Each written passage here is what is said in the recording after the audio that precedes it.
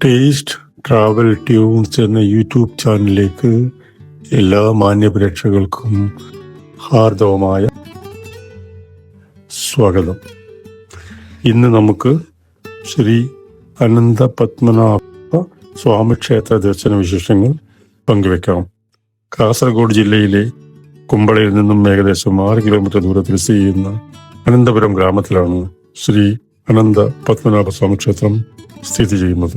തടാക മധ്യത്തിൽ കൊത്തുപണികളോടെ അതിവിപുലമായ ഈ ക്ഷേത്രം കാണികൾക്കും ഭക്തജനങ്ങൾക്കും ഒരു നിത്യകൗതുകമാണ്.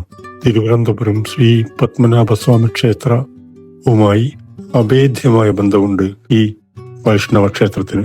ക്ഷേത്ര പരിസരത്ത് പുരാതനമായ ഒരു ഗുഹാമുഖം കാണാം. ഇതിന്റെ മറുഭാഗം അവസാനിക്കുന്നത് തിരുവനന്തപുരം ശ്രീ പത്മനാഭസ്വാമി ക്ഷേത്രത്തിനടുത്താണെന്ന് പറയപ്പെടുന്നു. വടക്കൻ കേരളത്തിലെ കാസർഗോഡ് ജില്ലയിൽ പ്രസിദ്ധമായ ഹൈന്ദവ ദേവാലയങ്ങൾ പലതുണ്ടെങ്കിലും വൈഷ്ണവ സങ്കല്പത്തിലെ ഈ അനന്ത പത്മനാഭസ്വാമി ക്ഷേത്രം അതിന്റെ മഹിമയിലും പ്രൗഢിയിലും നേരിട്ട് നിൽക്കുന്നു.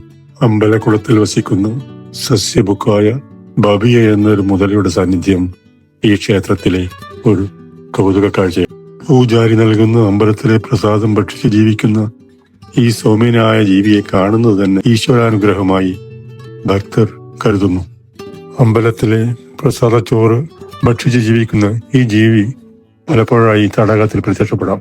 ഈ ബബിയെ കണ്ടാൽ അതൊരു ഈശ്വരാനുഗ്രഹമായി ഭക്തർ ഇന്നും വിശ്വസിച്ചു പോരുന്നു. അമ്പലം കാക്കുന്ന കാവൽക്കാരായി വിശ്വാസികൾ കരുതുന്ന സസ്യാഹാരിയായ ഒരു മുതലയുടെ സാന്നിധ്യം ഈ തടാകത്തിൽ കാണപ്പെട്ടിരുന്നു. 1940-കളിൽ ഒരു അവിശ്വാസിയായ ബ്രിട്ടീഷ് പട്ടാളക്കാരനാൽ വെടിവെച്ച് കൊല്ലപ്പെട്ടെങ്കിലും അതിനുശേഷവും പ്രത്യക്ഷമായ മുതല ഏകദേശം 80 വർഷത്തോളം ജീവിച്ച് 2022 മരണമടഞ്ഞു. 80 വർഷത്തോളം ജീവിച്ച് 2022 മരിച്ച ഇതിനു മുമ്പുള്ള മുതലയുടെ പിൻഗാമിയായി പുതുതായൊരു ചെറിയ മുതല ഇവിടെ പ്രത്യക്ഷപ്പെട്ടു. ബബിയ മരിച്ച 1 വർഷത്തിന് ശേഷമാണ് ഇന്ന് കാണുന്ന ഈ സൗമ്യനായ മുതല കാണപ്പെട്ടതെന്ന് അടുത്തുള്ളവർ പറഞ്ഞു കേൾക്കുന്നു. ബബിയെ കണ്ടാൽ അതൊരു ഈശ്വരാനുഗ്രഹമായി ഭക്തർ ഇന്നും വിശ്വസിച്ചു പോരുന്നു.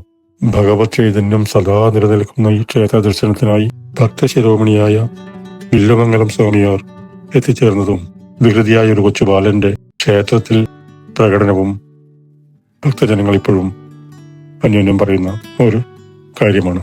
ബാലൻ ഗുഹയിലേക്ക് ഓടിക്കയറുകയും അപ്രത്യക്ഷ കുട്ടിയെ തിരഞ്ഞ് സ്വാമിയാർ ഗുഹക്കുള്ളിൽ കയറുകയെങ്കിലും ബാലനെ കാണാനായില്ല. തിരഞ്ഞ് മുന്നോട്ടുണ്ടെന്ന് നടന്ന് അവസാനം അദ്ദേഹം എത്തിച്ചേർന്നത് തിരുവനന്തപുരത്തുള്ള ശ്രീ പത്മനാഭസ്വാമി ക്ഷേത്രത്തിലാണെന്നും അത് ശ്രീ മഹാവിഷ്ണു അല്ലാതെ ആ ബാലൻ മറ്റാരുമായില്ലെന്നും സ്വാമി അസംദിഗ്ധമായി പ്രഖ്യാപിക്കുന്നു.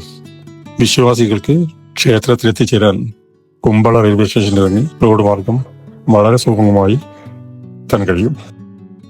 വിശാലമായ തടാകമധ്യത്തിൽ പണിതീർത്ത ഈ പുരാതനമായ വൈഷ്ണവ ക്ഷേത്രവും അനന്തപുരം ഗ്രാമവും ഭക്തഹൃദയങ്ങളിൽ ശാന്തിയും സമാധാനവും നൽകും എന്ന് പ്രത്യേകമായി അറിയിക്കട്ടെ.